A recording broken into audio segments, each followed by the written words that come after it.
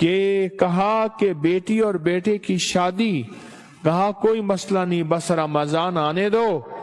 رمضان، اور رمضان کی 11 اور 12 کی درمیانی رات میں بیٹھ کے اللہ کا ذکر کریں گے،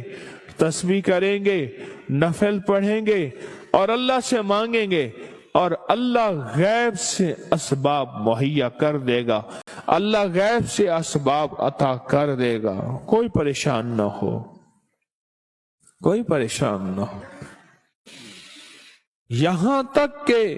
اللہ ایسے اسباب مہیا کرتا ہے، ایسے اسباب بناتا ہے جہاں زندگیاں مایوس ہو گئی ہوں، جہاں حالات